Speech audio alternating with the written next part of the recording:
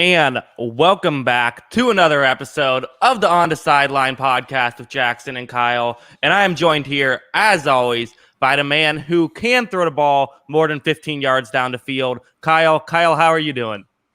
I think that stat there is debatable. 15 yards, a lot of yards there. But overall, doing pretty good. It was a good week of football, some great games overall. It was, good to be back on my couch.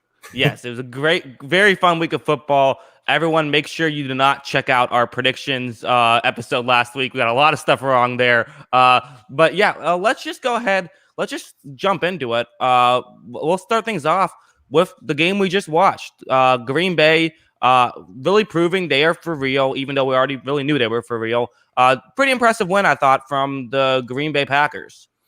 Yeah, it was weird. I think that, you talk about games that were probably closer than the scoreline showed. I feel like this one was more – I always felt pretty comfortable that the Packers were going to take this one home, despite what the scoreboard showed. I just felt like they were a better team than New Orleans on every phase of the game. I think that Aaron Rodgers was, again, terrific. I mean, if it wasn't for Alvin Kamara, this game I feel like is kind of a blowout. Kamara is terrific, and he's so fun to watch. But – there's really nothing about this Saints offense that really gets you excited for much of anything besides Kamara whenever Thomas comes back. Yeah, I mean, Alvin Kamara or Kamara, I always get confused of how you pronounce it, but he was incredible. What a performance from him. It was really, it almost reminded me of like those old school Saints games when Drew Brees was carrying the team, but now it's the running back doing it. He was ridiculous. I think the Packers also maybe helped them out with a little bit of poor tackling, but kind of some of both. Yeah. But yeah, I thought both offenses did show up, and I think that the top story at this hour with this game is probably still what it was last game. It's Drew Brees' arm. Does he have the arm strength? The narrative is still out there. He did complete a deep ball. That was also an underthrown deep ball. But at the end of the day, I mean, listen, I feel like maybe it's just me, but I feel like at this point, it's like, I'll take this performance from Brees. If Brees is going to only throw the ball 6 yards down the field each time, but he's going to keep making the right decisions, keep giving it to someone like Kamara who can, do something with the football. Like, I don't know. I mean, it's not. There could be worse things in the world. Again, I posed the question last week of, is it Jameis Winston time? I still think let's not even think about that just yet. Yeah, I mean, I guess you can't really fault it. It clearly works. He was efficient again. He made like you said, he made all the right decisions. I guess the question I have is, does that put a cap on this team? If Brees isn't effectively able to force teams to respect a 20-yard pass, can this offense really be that successful? And can this team be really that successful? Because the defense hasn't showed up as it should have the last 2 weeks. And I think, like I said, outside of Kamara, there's a lot of guys on this team who I just don't think have shown up so far this season. So I'm not necessarily sure what I think about New Orleans. I don't think that this is going to be this doesn't feel like a team that a lot of people, they were kind of a trendy pick for the Super Bowl this year. And I just don't see that team yet. It could get better, but if he can't throw the ball 20 yards, I'm not convinced this team's going to go deep in the playoffs. I guess my question for you is, I got a text right before we got on from a buddy, and he asked me quite simply, is the Packers the team to beat in the NFC now? I mean, they're certainly up there. I'm trying to think who is the other. I mean, this obviously the Saints are still very good. I think Tampa Bay's look better, but I'll say yes. As of today, if I'm doing a power rankings, I think I'm doing NFC power rankings, I think they have to be number one. I mean, they look very good. I'm still a bit worried about their defense. I still think that, we saw, I think the past couple of weeks where teams, the Raiders and Tampa Bay were both able to sort of contain Kamara to some degree. This week, without a great middle of the field, Green Bay really struggled with that. And so I do think that there is some concerns, but at the end of the day, beating one of the best teams in the NFC, I think you have to feel very good about it. But yeah, I mean, I see Noob Master69, fantastic name, says Taysum Bill's fumble screwed the Saints and sealed the deal. It is fair to say, like, there were some. This is a very close game, I thought. I mean, you kind of had the feeling that Packers were going to win the whole time. I do think the Packers were clearly the better team, but this is definitely a game that could have gone either way. So I think they're the better. I think it's fair to say they're the team to beat, but they're not head and shoulders the team to beat. Yeah, I still really like Seattle too, as Mendel Labor said, but they are also in a position where they still haven't proved that they can defend anybody, which I think is a big problem. And it's going to be interesting. I think the big thing you have to take away from Green Bay is I think the offense once again looked terrific. Alan Lazard looked really good in this game, getting open on some deep balls. He can't separate from any corners in terms of running with the ball into the end zone. He got caught from behind multiple times, but I thought he was terrific overall. And Rodgers just continues to wreak havoc on the rest of the NFL. Angry Aaron is coming for that MVP and is telling Russell Wilson not so fast. Yes, and I mean, let's just say like the Packers and Seahawks have to meet up in the playoffs again, right? Like they always do. This just has to. This is just at some point they're going to meet up, 100%. Also, I wanted to introduce a new segment. I have a new segment. Are you ready for this? It's the Cris Collinsworth inappropriate out of context line of the week. Are you ready for this segment? Yeah, I'm ready. Yes. Okay. We got a few candidates here. The first is I don't care what anyone says. Aaron Rodgers was hot on draft night. That's our first one. Another candidate, Matt LaFleur has it going on. A little Stacy's mom in there, and I think the winner clearly, Aaron Rodgers gave one of those really sweet rim jobs. Yes, wild night from Cris Collinsworth. Wow, he's trying to. I think he was trying to get Aaron to meet him up after the game or something. That's some bold, Yes. some bold lines there from Cris Collinsworth. Yes, exactly. All right. Any final thoughts on the Sunday night game? No, not really. I think we covered a lot of it. I think the Packers do look really impressive, and it'll be interesting how, once they get they did all this without Devontae Adams too. So it'll be interesting how they continue to do this. They look terrific. Yeah, I agree. So we'll move on now. Let's talk about a game I saw. You were very fired up on Twitter about a 28-3 lead was blown. Buffalo still somehow survives. MVP Josh Allen in the MVP race, still alive after 3 weeks. What were your thoughts from this game? I know you have plenty of them. Well, we got plenty. We got the full spectrum of what is Josh Allen as a football player, and it continues to just amaze me how this guy goes from looking like a world beater to essentially almost choking the game away himself to the most ridiculous fourth quarter drive I think I've ever seen in my entire life that involved multiple plays where they couldn't sack him getting the quarterback committing a face mask penalty that causes 15-yard penalty, gets a completion to set up a fourth down play, an egregious defensive pass interference call on fourth down that sets up another play for the Bills, to then they end up scoring this touchdown out of nothing. They completely did not deserve to win this game. Despite how good they looked in the first half, they choked it all away, and they still ended up getting it to go in their favor. It's just wild. The Josh Allen experience I can't imagine any Bills fan over 50 surviving this entire season with him. I just imagine the heart medication in the Buffalo has to be through the roof.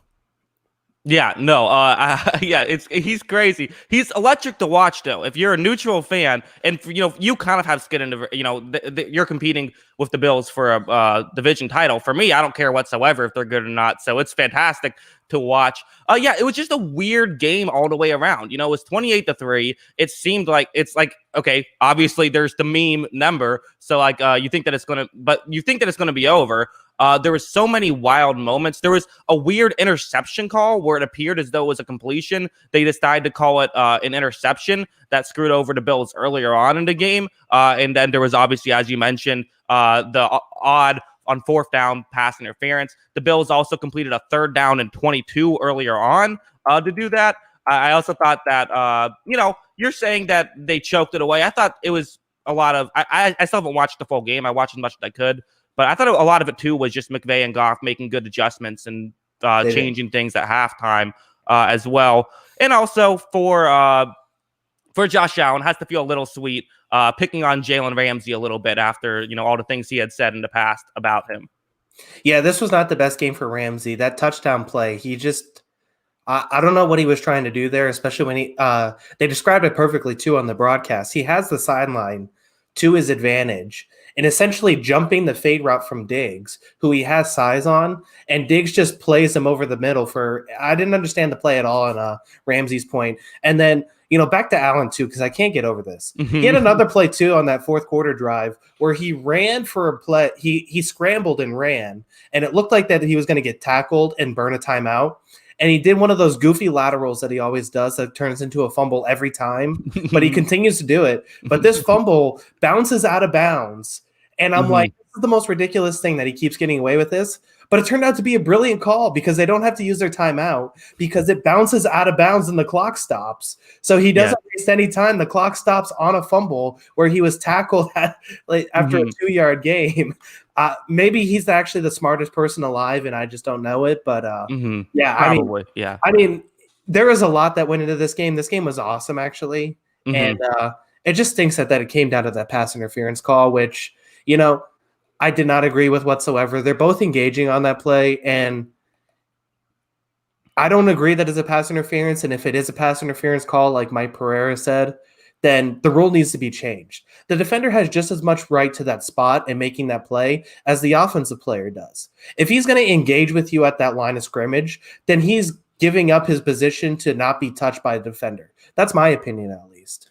Yeah, I mean, I don't disagree. I think that I didn't love the call either, but my stance has always sort of been like luck's a part of the game. Bills got a little lucky there, but they took advantage, scored in the next play.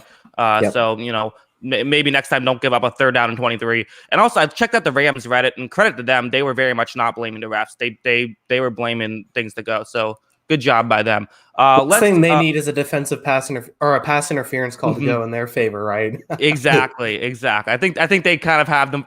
There's a reason why they might have the mindset of don't blame the refs. But let's go from one blown lead, which ended up still being a victory, to just another blown lead. Bears Falcons. Nick Foles is back. The Atlanta Falcons are back. They've never left. I figured I saw the stat that with the chances Atlanta had these past 2 games to win each of them, there was a 1 in 990,000 chance that they would blow both of these leads and lose. Just an insane thing to happen. There was so much craziness that happened in this game. Probably starting with Nick Foles. Is he back? He looked pretty good. Yeah, brilliant move by the Chicago Bears and Matt Nagy to wait until week 3 to bring Nick Foles in so they get his full backup powers. Yeah. He just came out here once again with the biggest penis in the NFL, dominating the league. And I mean, he continues. He looked good. I mean, so I guess I want to start with one part because we criticize Dan Quinn all the time for what he did or what he does on the defensive side for Atlanta and how it's always so bad despite his pedigree as a defensive coach. I want to go to the other side on this one. Matt Nagy, is Mitch Trubisky bad? Yes. I'm not going to justify Mitch Trubisky's good. But for all of these years, Mitch Trubisky is that he's athletic and a strong, he's an athletic guy who is at his best when he's rolling out and making the defense have to guess, is he running or passing and making that play? Matt Nagy just did not do that enough throughout Mitch Trubisky's career, which barring injury, I'm assuming is pretty much over in Chicago.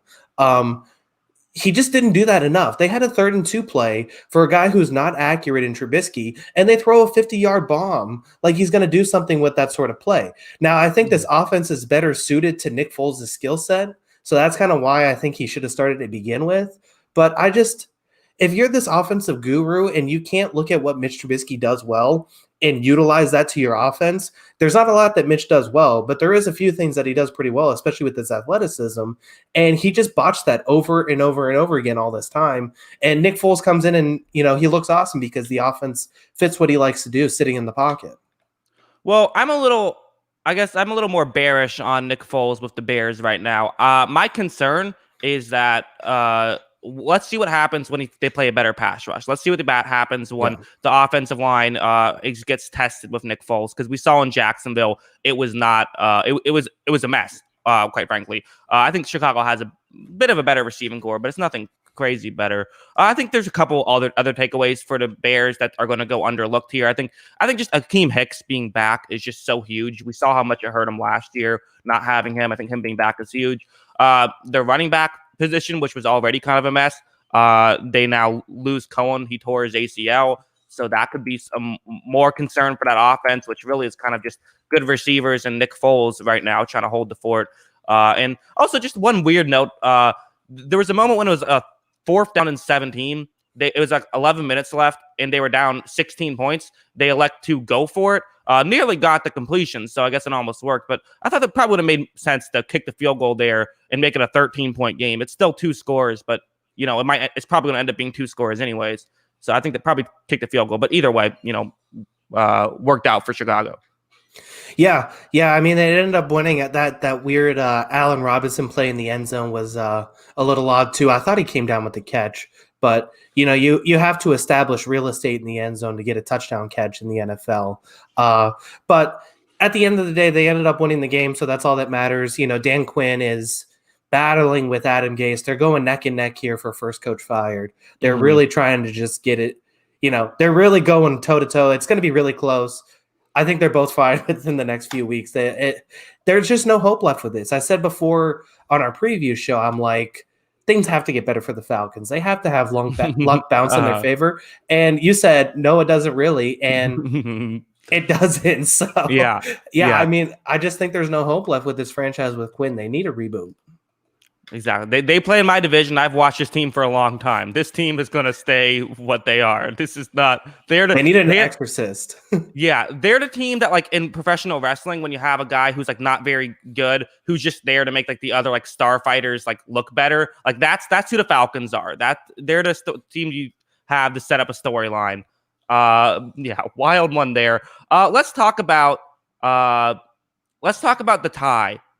Bengals, Eagles. You gotta love a good tie. These teams love to tie each other. Throwback to when Donovan McNabb thought that did not realize that their ties were a thing. Just a crazy. I think top story at this hour of this game. As a wise man once said, "You play to win the game." Doug Peterson disagreed. He played to tie the game. What did you think about not kicking a 64-yard field goal and instead going for the punt? It was a really bad decision, even with the false start. 64 yards, and Jake Elliott's proven to have a pretty good leg. And even if he misses the field goal, Cincinnati would have to turn around, and Randy Bullock would have to hit a 55-yarder at that point. I don't know the exact math on it, but it's a long field goal. And I just don't understand lining up and kicking the field goal at that point and just saying, you know what, we're going to go for it and see what happens. I don't understand the punt in that one. Yeah, the Eagles, I don't know. And it's very weird. I've been very high on Doug Peterson this past offseason, and I love his aggressiveness. It's very weird for a guy like him to not be aggressive in this situation, deciding to punt. I thought that it was just a bad call overall. And yeah, I mean, at least give yourself a chance to win the game. I like the call. Here's why I like the call. Because I think that ties are undervalued in football. I think that a tie is essentially a win. You just lose tiebreakers. You basically, I think a tie is a lot better than a loss. And I don't know if he feels like this is not going to work. If he doesn't trust Jake Elliott to make a 64-yard field goal, which, by the way, would tie the record for longest field goal in NFL history, then I think the move is to just the punt it, take the tie. You don't have to worry about getting a loss. There was about I think it was 19 seconds were on the clock. So if you miss it, there's about 13 seconds left. Potentially, Cincinnati can run one play, get out of bounds, gain 5 yards, and try it would have been they would have started about the same spot, but they could have tried like a 55-yarder themselves. It's a long shot, but I mean, I feel like they probably felt at that moment that there was a better chance. If they went for the field goal, there's a better chance Cincinnati wins than they do. And so they played for the tie. And I think that makes sense.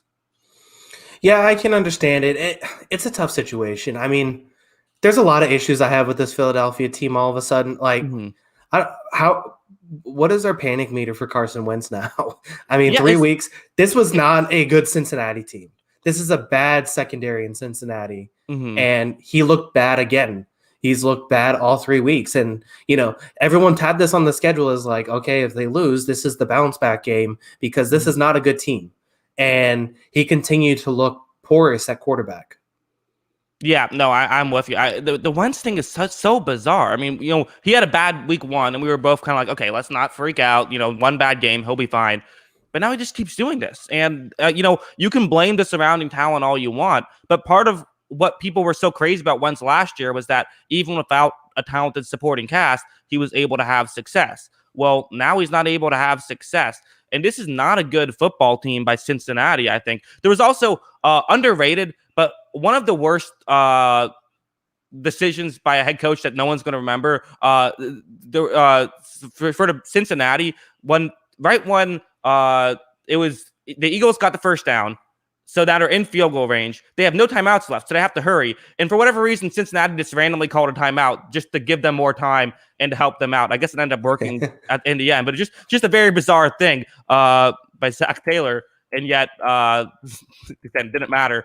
The Bengals' offensive line is one of the worst offensive lines ever assembled, and I just don't know what you do if you're Philly. I mean, I saw that Jalen Hurts was trending on Twitter. I saw that Nick Foles was trending on Twitter before he even entered the game because, Philadelphia, they're ready for a move. Whether it's the right move or not, there's a lot of Eagles fans that are done with Wentz. Yeah, I've always thought that Eagles fans were a little harsh on Carson, but he's not really backing up any of his fans. I still think he has incredible arm talent, but if his decision making is just going to be this bad all year, and he's going to hold on to the ball for as long as he does all the time, then he's not going to be the quarterback of the future. He won't be there starting next season. I think it's becoming an issue that's just. The positive for Philadelphia is you look at this and say, well, the NFC East might actually be worse than we thought, which you didn't think was possible, but it might actually be worse than we thought it was. And they're still in a position to win this thing. Despite the 0-2-1 start, they're still in a really good spot. I think, the leader in the division is 1-2, right? Right, yeah, they're a half game out. So somehow the Washington football team is the leader in the division still currently because they have a division. It's bizarre. Yeah. So this division might actually be worse than we thought, and they're still in a position, but something's got to be fixed quick, or they're going to need a quarterback in there soon. Yeah. I mean, I guess this is, everyone went crazy when they drafted a quarterback in the second round. Now everyone's saying put him in. We'll see what they do. They need things to start going their way. Let's move on to a team that looked like they were able to find. They had another must-win game. Did not win it. Lost by a point. Minnesota loses by a point to Tennessee. This was one of the best games you will ever see from a kicker. Steven Gostkowski was insane. 6 for 6. I think 4 of them were 50 plus. A good amount of them were.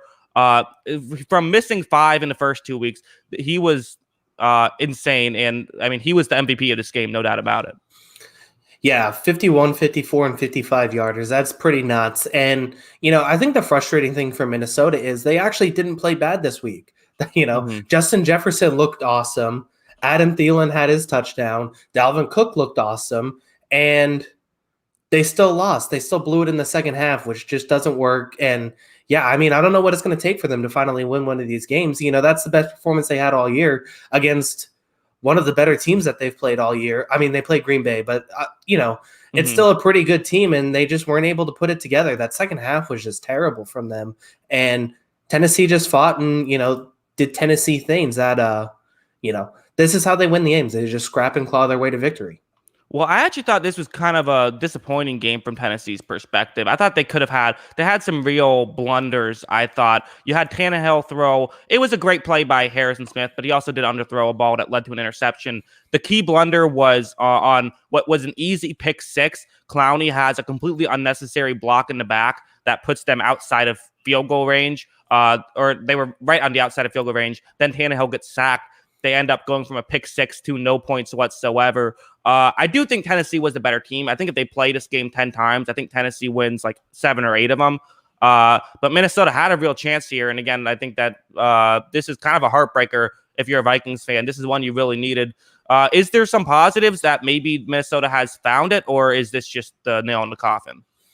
I mean, the positive has got to be Justin Jefferson, right? Hmm. The one thing I had talked about was the deep ball that was struggling for Minnesota through the first 2 weeks without Stephon Diggs. Is if you don't have that guy who can keep a defense honest and stretch the field, it's looking like a real problem. And here he was. He had the 71-yard touchdown, 7 catches overall, 175 yards in a score, 25 yards a catch. I thought he looked awesome, and getting that kind of game out of him was exactly what they needed.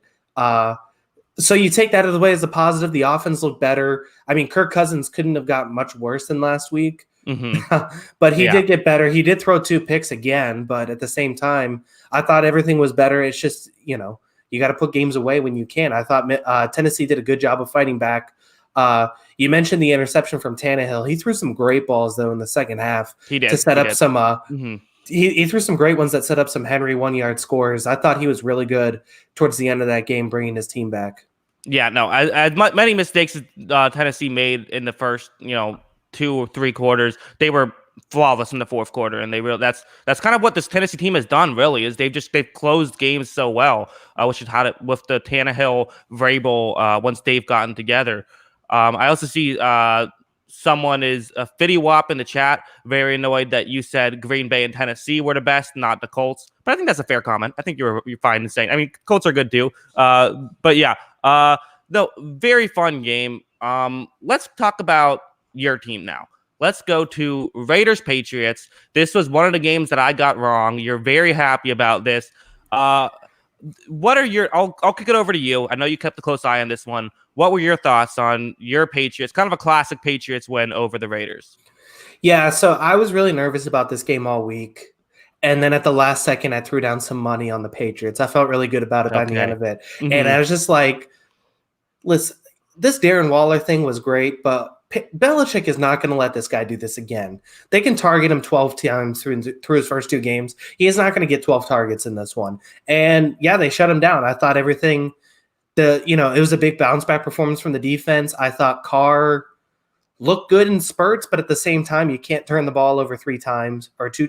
He turned the ball over twice. And then, the Jacobs fumble was obviously questionable, but then Cam turned around and threw an awful interception on the next drive. Mm-hmm. So it kind of canceled each other out. And then, yeah, it was 2 fumbles from Carr, including the one in the end zone. I thought it was a good bounce back performance. I guess I'll start from the Patriots side. I think Chase Winovich looks elite, and that's really nice to see. He looks like a really good pass rusher, and I was really happy with his performance. He's been the one bright spot on that defensive line, I think, through 3 weeks. But once again, the one thing I've talked about with the Patriots has been defending those short and intermediate throws has been a problem. Even Fitzpatrick in a bad performance had a solid game, 10 yards and in. Russell Wilson was almost perfect, 10 yards and in, except for the Greg Olsen drop pass that led to the pick 6. I'm getting him right? Yes. Derek Carr. I keep on thinking David Carr sometimes. No. Derek Carr. Yeah. Way back, David Carr. Derek Carr was 18 to 22, 2 touchdowns on passes 10 yards and in. And that's just going to continue to be a problem until they figure it out. Jawan Bentley's not very good in coverage. Adrian Phillips struggles with size in the middle. And Jonathan Jones looked really bad against Hunter Renfrow in this one. And Renfrow kind of did exactly what he wanted to whenever he wanted to get it. And Renfrow was terrific, and Jones had no answer for him. But taking out Waller was a big thing. From the Raiders' perspective, I think the 2 things you have to say is why didn't I know you're down at points, but why didn't Jacobs get the ball more? I felt like anytime he got the ball, he was good for 5 or 6 yards on every carry. And I just felt like that they were going to the pass way too much out of him instead of just feeding him the ball, especially when he was looking that good. And then on the second side is I'm not all in on analytics, but I'm also not ignorant of them. But when you're down 13 on a 4th and 5 at the 7-yard line and you're kicking a field goal, so basically down 13 to kick a field goal, down 2 possessions to kick a field goal to be down 2 possessions, it's just a bad decision. Because if they go for it on 4th down and get the touchdown, you only need 1 possession to win. If you go for it and don't get it, guess what? You have the Patriots pinned back at the 7-yard line, and you can obviously say, oh, Nick Folk mixed the extra point, so it was still a 2-possession game. But at the same time, the Patriots shaved 6 minutes off the clock. The game's basically over at that point with them going down and getting the touchdown. I just thought that was a bad call from Gruden. You have to go for it in that situation.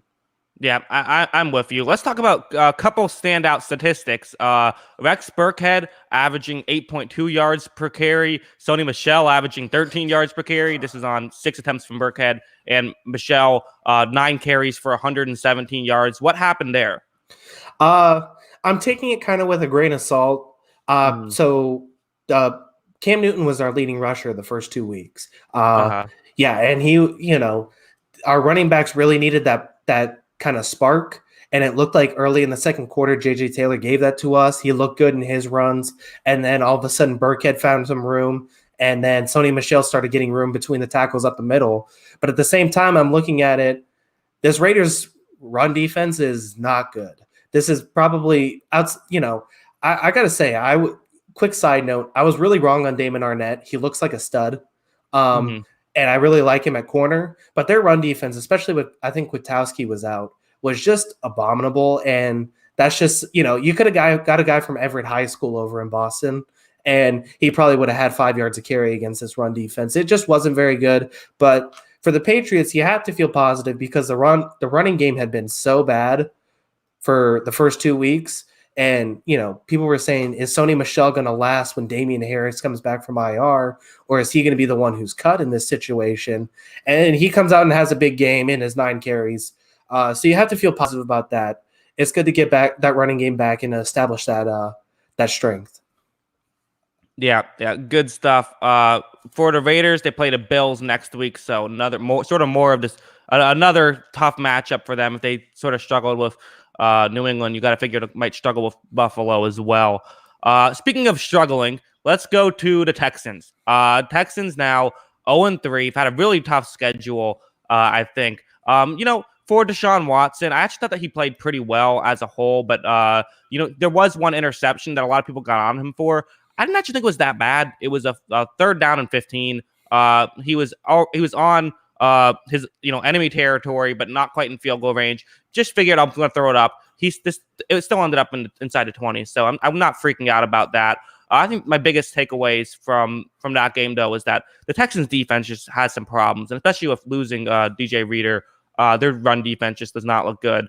And I think that there's a reason why neither one of us picked this Texans team to make the playoffs. They don't look like a great team right now, even though they have been playing really good teams. Yeah, I mean, McFarland and Connor had their way with him. Big Ben played well. It looked like the Texans were, they looked pretty good in the first half, and it looked like they might compete and win this game. But that shutout in the second half is just not going to work. The offensive line continues to be bad. They've played really good pass rushes, so you try and, wait and see if it gets better. But at the same time, Watson sacked 5 more times, and that's just not going to cut it in the NFL. And I think, one of the things that we were talking about after week 1 was, hey, at least David Johnson looks halfway decent. The last 2 games when he hasn't played the Chiefs, another bad run defense, he's looked less than halfway decent. He's looked very bad. I think he had 1.8 yards per carry in this one.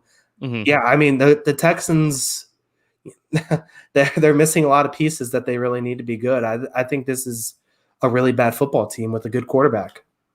Yeah, I mean, listen, they have pieces, but I mean, if you're going to be an offensive heavy team, you shouldn't have traded away your best player on offense. But again, that's been talked to death. Onto the Steelers mindset. Steelers, though, Roethlisberger continues to play well. His stats weren't anything crazy, but he's taking what the defense gives him and then making moves, taking shots when he can. I thought both. Really, James Conner has a really good performance here. 18 carries for 109 yards and gets the ball into the end zone. Eric Ebron and Juju both with touchdowns through the passing game. I mean, this was just and I think, again, the biggest takeaway is that this Steelers run defense is just, it's them or Tampa Bay. I mean, if you're a run heavy team and you're playing them, you got to figure something else out because, Pittsburgh will stay with them. I mean, they're not an easy team to run against.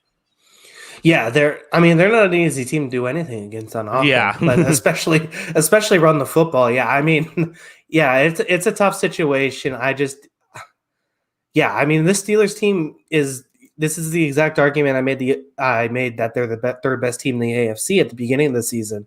Is this defense is just going to swallow some teams whole? The AFC looks really good. I think it's 6 teams deep, especially when you factor in New England, Buffalo, and Tennessee. 6 really good. Obviously, there's the top 2, but I think the Steelers are still at the head of that next 4. If you look at that second tier of AFC teams, this defense just looks like it can beat anybody. And I mean, I don't think Ben Roethlisberger's numbers have jumped off the page, but at the same time, he's continued to make plays and essentially just does what his offense needs him to do. I thought the offense looked terrific.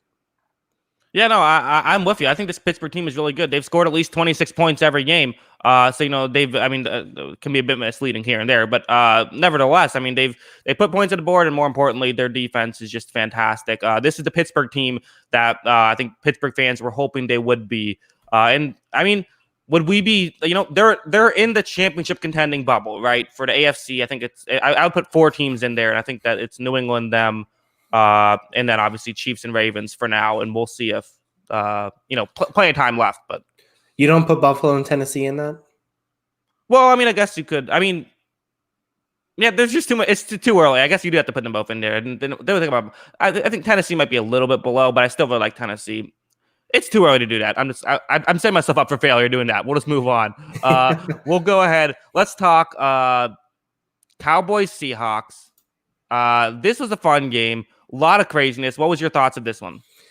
My first thought with this one was I think these 2 teams are contractually obligated by Fox to not have normal football games ever. Yes. Because it's just it doesn't make any sense. These 2 teams always have games that go down on the wire. I thought Dak was really good again. That the offensive line on that last play that he threw the interception, it was a bad throw, but at the same time, if your offensive line is letting 3 guys break through for a play in the backfield, that's just unacceptable. But I mean, I thought Dak was good again, especially, he looked good when Ezekiel Elliott did not look good. They could not run the ball at all.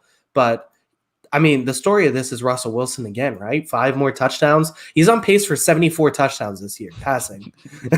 Yeah, that's crazy. So I think that'd be quite the move if he broke the touchdown record by 20 touchdowns. Yeah, I mean, that's an incredible number. I mean, he's obviously not sustaining that. Right. But to throw, 5 more touchdowns, 14 through 3 weeks is just absolutely nuts. I guess the one concern you have for the Seahawks is the pass or 2 concerns, actually. Number 1, the pass defense looked bad again. I know they got the pick at the end, but I thought overall they didn't look too great. And then number 2 is that Chris Carson went down on what was kind of a nasty injury and nasty play to roll over his knee there. That was a bad play. Sean here is agreeing with me. Yeah, I mean, I didn't think that was a very good play. And Chris Carson going down obviously is going to hurt this offense. Yeah, that's tough. Yeah, a lot of people felt like it was a dirty play. Honestly, I haven't seen it in real time. I've only seen the slow motion, so I want to see it in real time before I give a comment on it. That's always my mindset on questionable dirty plays. But yeah, I mean, that's tough just from a football perspective. Losing him, a guy who I think everyone minus one person agrees is the top 10 halfback in the league, right? Wow. Hey, all I said was he wasn't Josh Jacobs. I mean, yeah, he's up there. And yeah, I mean, he's up there, and he's obviously, he's going to be better than whoever's behind him and Rashad Penny, and I don't even know who's left on the Seahawks depth chart at running back, but Carlos Hyde's there, excuse me. But yeah, I mean, he's obviously the best running back in the room, and that changes everything. And I thought he did a really good job of catching the ball out of the backfield so far this season, and I think that's going to be missed dearly. Yes, a couple other things. I thought the Dak was obviously very good, despite the fact that he did have a couple of turnovers. DK Metcalf proving he can be an elite deep threat like Deshaun Jackson by losing the ball right in front of the goal line. Great move by him. And also, let's talk about this. Aldon Smith is back.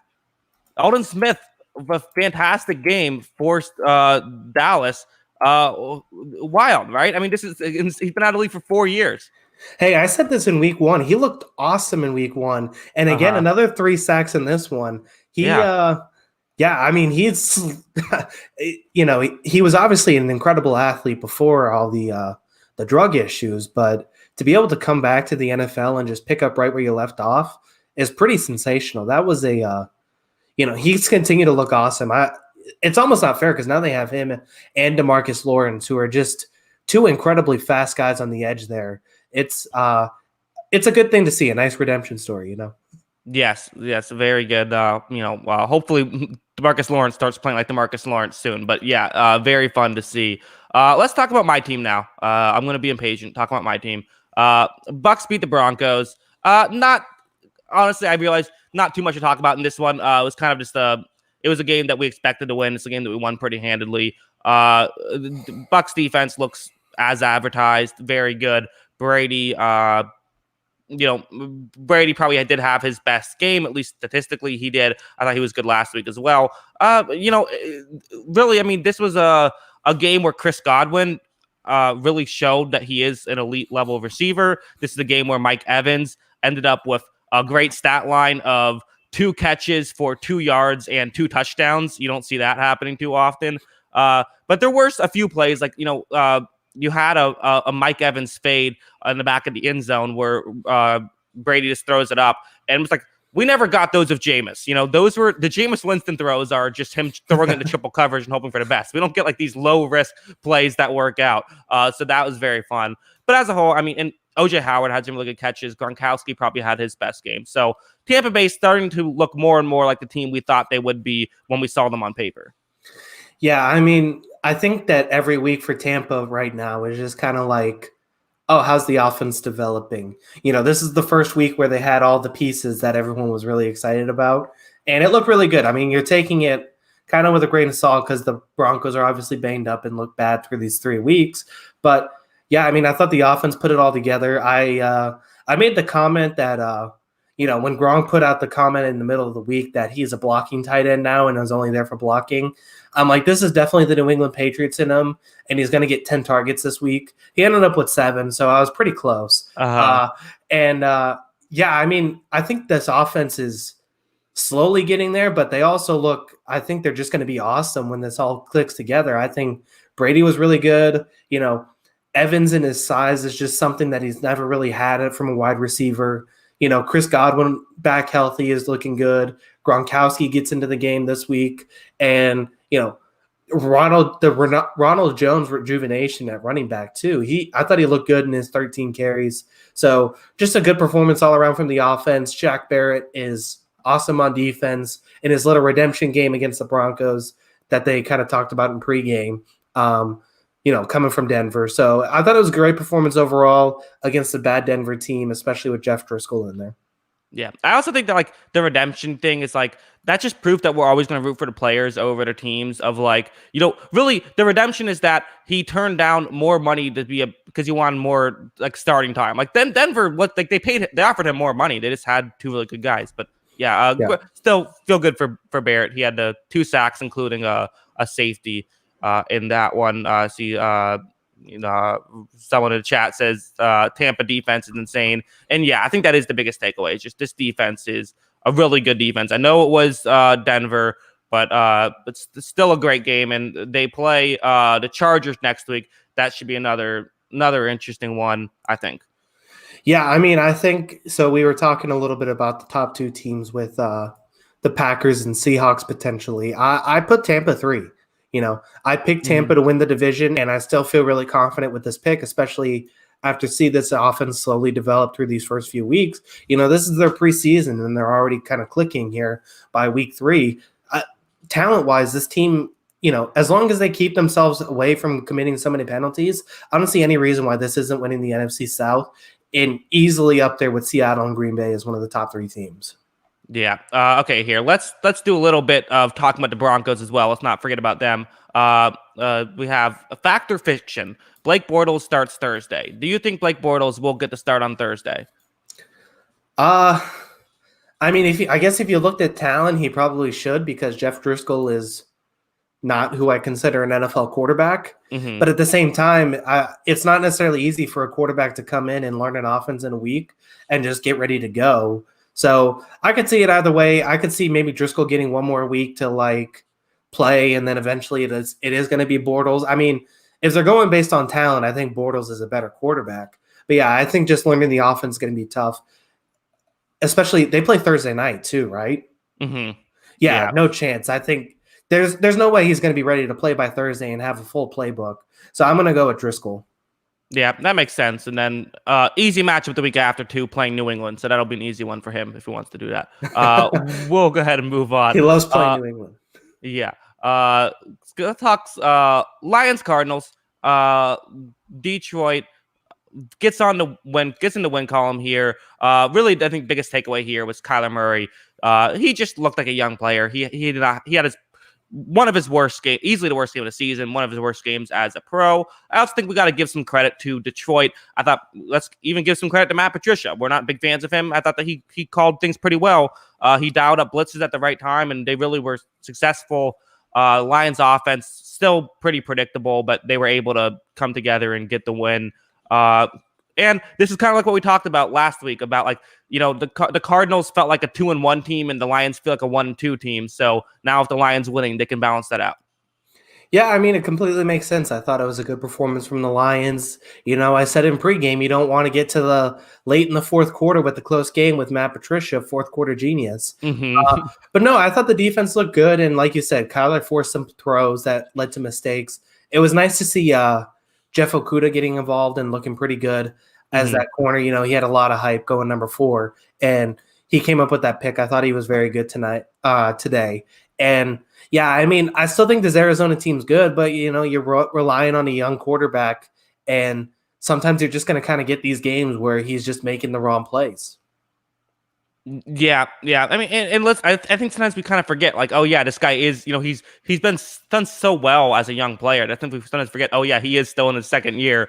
Still, this is the 19th game, so I believe, unless he's missed one, I don't think he has. So yeah, I mean, this, if you have to give credit to one player, you probably would have to say that Kyler Murray had the biggest impact. It was a negative impact. I also thought Stafford looked pretty good out there. I mean, he's Stafford. He was Matt Stafford. But, that's still pretty good. And if you have to give credit to, I know it's kind of a lazy analysis, but in this situation, I feel like it's accurate that probably the two biggest impact players were the two quarterbacks on this game.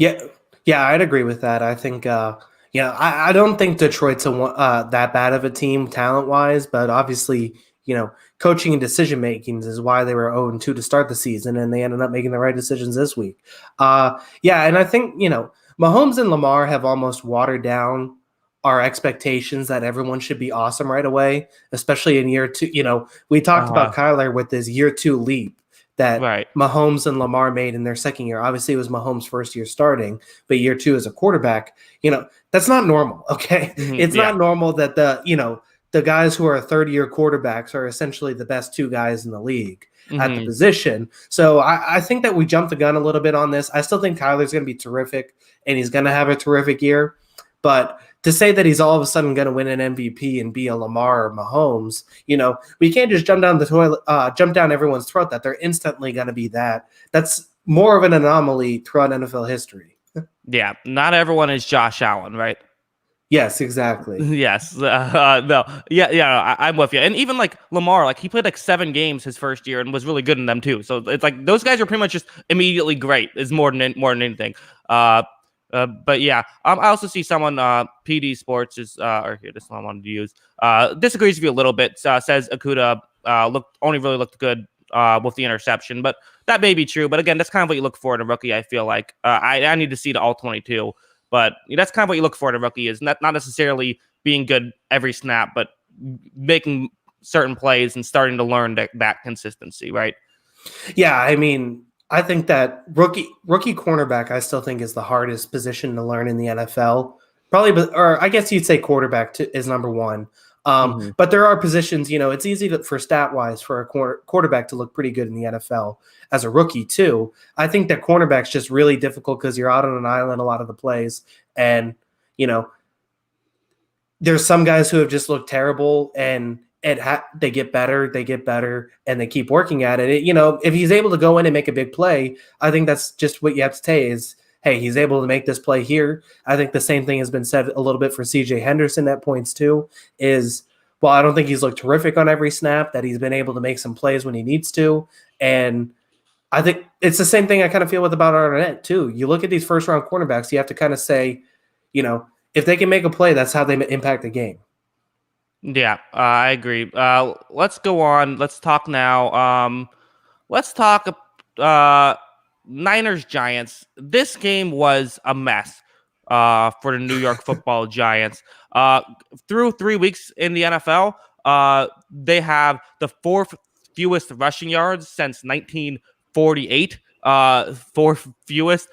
They rushing. The offensive line has not been able to run block whatsoever. San Francisco did not punt in this game. The Giants did not reach the red zone in this game. Nick Mullins looked great despite being a backup. Brandon Ayuk looked great. And the Giants are one game out of a playoff spot. With all of that. Yeah, no kidding. Yeah, it's pretty crazy to say, you never envision a Kyle Shanahan team, especially without Jimmy G, essentially rushing for less than 100 yards in a game and having 2.7 yards a carry. And it's a blowout. They win 36-9. Yeah. Like, a lot of that just doesn't make any sense. I mean, the Giants are in bad shape, man. It's just they got a lot of pieces they need to add, and it's very clear how bad this offense looks, especially when Saquon's out and isn't able to make that impact. So, I mean, I think the biggest takeaway from this game is, like you said, Nick Mullins. It's, they have two quarterbacks, and, Mullins has looked the better one in this week. Obviously, he looked great in this week. And there are times where I think he's better than Jimmy G. I think he's awesome as that backup. Yeah, no, I've always liked Nick Mullins. He's always been a very good backup. I remember when I did my top 40 quarterback rankings 2 years ago. I think he was like 30th, or no, he was 32nd. I remember he was exactly 32nd. So he's like right in that line of but I think that he is a good player. And I think that obviously just this system doesn't necessarily need a great quarterback. And part of you does wonder, I guess that's a good point. I didn't really think about that until now. Part of you does kind of wonder, a lot of the system is like, just don't have guys make dumb mistakes. And while I think there's no question Garoppolo is the more talented player, part of it does start to wonder, would Nick Mullins fit better in this system? I'll just throw it out there. We'll see what happens in the future weeks. But also, I mean, the depth that this Niners team has with so many injuries, to be able to still go in there and just completely stomp the Giants. I mean, just very impressive. Yeah, I mean, they look good. Obviously, they've played probably the two worst teams in the league the past 2 weeks. But at the same time, they're winning the football games by a lot. It's not like they're close games that they're pulling out without these players. They're winning them by a lot. This is it's a bad time for New York football. I guess I'll say that. But I think the 49ers have to feel pretty good. Mullins, like we said, look good. And I think you also have to look at the wide receivers also look pretty good in this one. You mentioned Ayuk. And as soon as they get Deebo Samuel, it's like, can this team – and as soon as they get Deebo Samuel back, can this team hit the ground running again in that NFC West? Yeah, I'm not even to mention George Kittle. So ton of players that they need back, but once they get healthy, they should be very good. And it's got to give you confidence knowing that even if you get bad injuries, you can still be competitive. All right, let's talk some balls. You had the balls winning this one, this is one of those, when you pick the upset, it's like, it's the ultimate. When it works out, you feel like a genius. And when it doesn't work out, everyone's like, why did you pick them? That was stupid. But I actually kind of like this pick that you made. And for a second, it was competitive. But eventually, I think the better team, the more talented team did pull away with it. Nick Chubb is a monster. Baker, I think this was a step in the right direction. He wasn't perfect. He did have what could have been an interception, but was knocked away from Odell Beckham. And then he did the finger wave after, which I thought was like, don't throw at me, even though he's a receiver, which is, you don't see that happen too often. Very fun there. Yeah. And my last note on this is that Dwayne Haskins, I've defended Haskins in the past. It's very difficult for him to have a bad game by his standards, and that's what he managed to pull off against Cleveland. Yeah, I mean, the one comment, I've liked the Washington defense, but at the same time, the ball's played by the smallest margin of errors by their game plan, and that the way they're, the ceiling of their offense, they can't commit turnovers, and they committed a ton in this one. By the way, everyone, Myles Garrett's really good, and he proved that again. He was really good in this one. But, I was saving this tweet a little bit for this, and I was just – so here's kind of I felt like that everyone was kind of conservative with their quarterback selections. I felt like this past offseason, everyone was comfortable with where they were at quarterback. There was obviously a couple teams, Chicago bringing in Foles, Tampa starting over with getting Brady, and then that forced New England to start over. But I almost feel like through these first few weeks that we could have a legitimate, like, major changes at the quarterback for a lot of teams in the league. You look at some of these teams that could consider changes. I'm just saying could consider changes. I'm not saying all these teams should, but you look at the Jets, Bears, Giants, Eagles, Balls, Jaguars, Lions, Minnesota, Carolina, New Orleans, especially if Breeze wants to retire, plus, if Big Ben and Phillip Rivers retire, all of these teams could be looking at new quarterback situations. If things don't work out the way they want. I think that there's going to be at least 4 or 5 teams looking to start over at quarterback when it was only a couple teams, I thought, this past offseason who really needed to restart at that position. Yeah, no, I think it's fair. I'm totally fine with let's move on quickly. You don't have to. The Cardinals showed you can move on quickly if you want to. Let's talk a little Cleveland though. Kenneth Lee points out first time the Browns have had a winning record in 6 years. That's right, since 2014 was the last time they had a winning record. Must feel good for Cleveland. Dominant record of 2-1, historic. They're back, baby. Yes, Jim Brown is back. No, I mean, the thing you have to take away is this is exactly. I mentioned it a little bit last week when they had the bounce back win, and how good that offense looked. This is exactly what I wanted to get out of Kevin Stefanski when he came to Cleveland. 37 rushing attempts. 35 of those were Kareem Hunt and Nick Chubb, and 23 passing attempts for Baker Mayfield. He's not asked to do a whole lot. That's exactly what you want to do.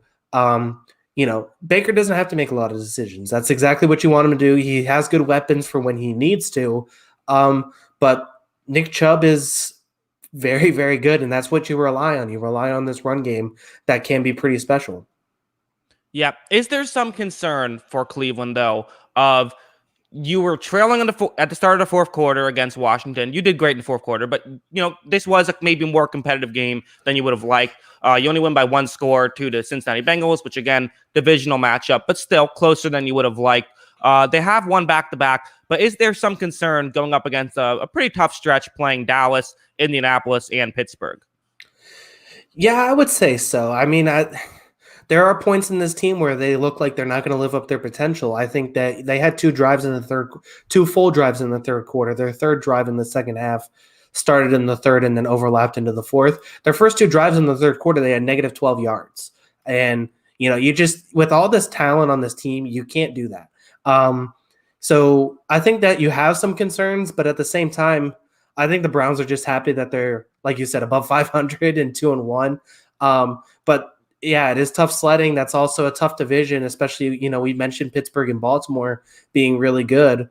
But yeah, it's going to be tough sledding going forward. But I think that you have to go with the positives with your Cleveland at some point. Yeah. Let's move on now. I see we have a super chat, so thank you for that. Grim Adventures of SJ. Refs cheated Chargers with offensive PI and fumble. The only time I'll read blaming the refs comment will be with the super chat. Let's talk about that game. Let's go over to, probably should talk about this earlier. This was a very good game.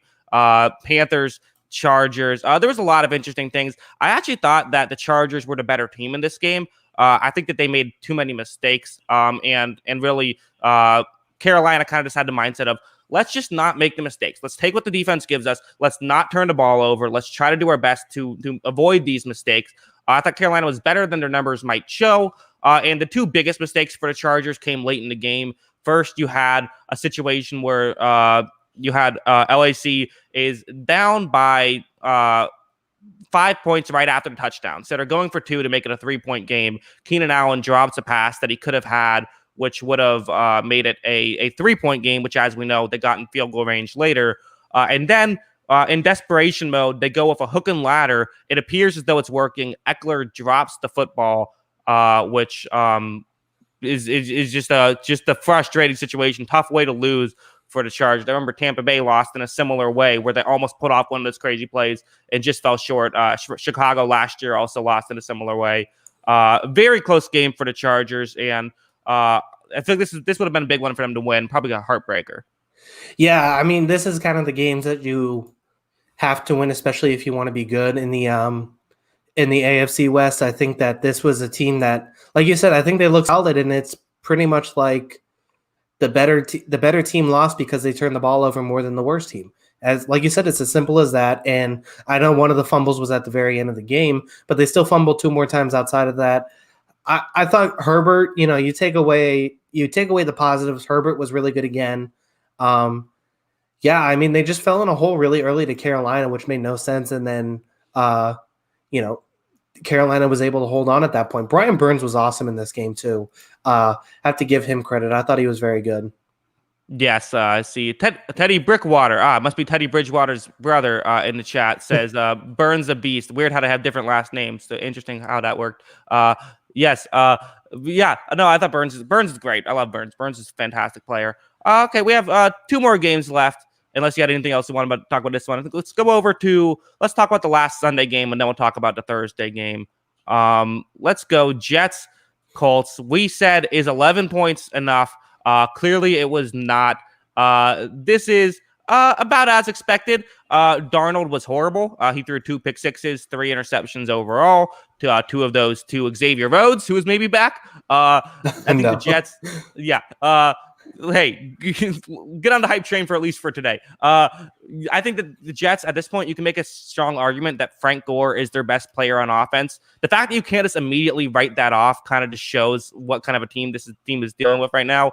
I think the question here for the Jets, we'll talk about the Colts in a second. Question here for the Jets, will they go 0-16? I'm always gonna bet no. Like if I had to bet, if my over under is a half a win, I'm always gonna bet the over because I think one time, you could pull out one game. But at the same time, this team is abominably bad. Like you said, the 867-year-old Frank Gore is the guy on offense, and it just looked like Gase kind of like gave up at this point. They had a 50-50 split run and pass throughout this game, and they were down early. They were down quick. I mean, at end of the first, it was 7-7, but all of a sudden it's like I sat down and it was 17-7 Colts, and they just stuck to this game plan of we're going to run and pass the ball. We're going to be balanced in this game. And I know Darnold was bad, but at the same time, if you're not going to take the shots, why are you playing? That's true. I mean, Darnold wasn't great, but at the same time, it's like, that's a good point. It's like, I mean, no one has gotten more screwed. I don't want to hear anyone else complain about this quarterback had a bad situation. No one has had a worse situation than what Darnold walked into. I have a question here by Lawrence Owen. Do you think the Colts D is real? I'll field this one. I think that I would say yes, but I'm always concerned with these, the kind of how like a Tampa 2 zone style defense. I always get a little concerned with these. It's not my favorite system. It just isn't. I think they're very good at what they do, though. But let's be real. We're not going to get multiple picks from Xavier Rhodes every game. So, that is concerning. And plus, they did lose to the Jaguars. Maybe they were just looking past week 1. They have looked good since then. How about you want to do this one? Moonlight, are the Colts for real this year? You said they're going to win the division at the beginning of the year. Do you think they're for real? Yeah, I mean, I think that they're for real. I think the one thing, I had the division pick, and then the Titans got clowny, and I kind of was on the fence about it. But I think they're both really good football teams. And I think, especially with how bad the other teams are in the AFC South, you have to be thinking that these 2 teams could actually come out of the division. So I think that they are for real. I don't know what their ceiling is, especially, their offense, I don't think takes a whole ton of shots. And if their offense, I think the defense is going to win a lot of football games. So I think that they can be a very good team. I don't know if they're better than Tennessee, though. I'm not going to put them at that point. Yeah, I think that's fair to say. Let's talk about the Thursday night game. This was a rough one for Jacksonville. Also a rough one to have the over. I think the couple of key takeaways, James Robinson, Mike Gesicki are both very good. And the Jaguars really need DJ Chark if they're going to have success. I mean, you picked Jacksonville. I would have picked Jacksonville. But once DJ Chark was announced that he was going to be out, I think that just really took the wind out of their sails. Yeah. I mean, he's their best receiver. But like you said, though, James Robinson is just terrific. He's so fun to watch, too. And, yeah, this was not the best Gardner Minshew game for anybody who's a Gardner Minshew defender. 2 turnovers. I thought he made a lot of bad decisions at points. And, he's clearly a guy who needs the number one receiver who's really good, and I think he was missing that. Ryan Fitzpatrick, though, he's back, baby. He just earned himself another 1-year contract next year. Yeah, everyone said time for Tua. He was hearing that. He was ready to go, proving exactly why he is going to be blocking young starting quarterbacks for years and years to come. He's going to be in Philadelphia next year.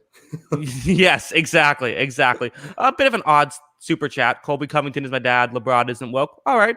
Thanks for the $2, I guess. I think any final thoughts on the Dolphins Jaguars? Yeah, I mean, I think this defense for Miami is actually pretty solid. And they played well in this one. I mean, besides James Robinson going nuts, I thought they did a lot of good things. These are they're two pretty bad football teams. I think the Dolphins are going to be fine, but they're not the Jets, but I don't think they're talent-wise are obviously behind a lot of teams. Yeah, but the nice thing is they have future offensive rookie of the year, James Robinson. That guy's fantastic. I love him. He's great. I have one more news segment to add here before we it's 5 winners. I'm going to do the top 5 winners of week 3. I'm going to do it for the first 3 weeks because I didn't do it for earlier. Sound good? Yeah, let me prep here real quick. Okay, I'm ready. Okay. Yeah. So number 5, Stephen Gostkowski. I think this is an obvious one. Has a huge game. Clearly is going to have a job now and he'll get another job too, even if he sucks after this. So he's a clear winner. I also have number 4, Frank. This is a 2-1. Frank Reich and Nick Foles. With the lack of success Philadelphia has had since those two guys have left, now they can sit here and really they're the ones getting the most credit for the Super Bowl, even though Doug Peterson still was the head coach. Number 3, I have the Cleveland Browns, first winning record since 2014. Very good job by them. Number 2 is Miami, the Miami Dolphins. Because why the Miami Dolphins? Because Houston is 0-3, and of course Miami has their first and second round pick from the Tunsil trade. So this is going very well for Miami. And then also, finally, number 1, 2019 fans of Josh Allen. People that were fans of Josh Allen prior to this year, they are just having a field day now with all of their takes that they had last year. Looking very good now. Yeah, I'm looking forward to playing Josh Allen in beginning of November there. That's going to be fun to see him play against our secondary. Still hasn't beat New England though, so I'm confident in the game against Josh Allen. But yeah, I mean, he's for as much as we give him crap and all the dumb decisions he makes, he also looks terrific at points and wins football games so far this season. He's just a phenom with his athleticism and his ability to make plays, and Stephon Diggs has been a godsend to him. So yeah, I'd agree with all of those. I'd agree with all those picks. Gostkowski with the big bounce back. I might have stuck Brian Burns in there, but yeah, I mean, everything else was fantastic. Yes, sure. Burns will say he was number 6. Yes. All right, so that should be our show. I hope you guys enjoyed it. First, before we go, Kyle, let them know where they can find you and with all the stuff you got going on. GuyBostonSports.com. Once again, I write every now and then about the Patriots on there, and also have a podcast, which is the Patriot Way podcast. If you don't get enough of my Patriots comments on here, you can go there and get 30 to 45 minutes of me talking about just the Patriots. So it's a lot of fun. And yeah, make sure to check me out there and continue to check out Jackson Kruger Sports. Yes. And of course, you can always find me on Twitch. Follow me on Twitter. I've been tweeting more recently. That's at Jackson Kruger. And yeah, until next time, have a good one.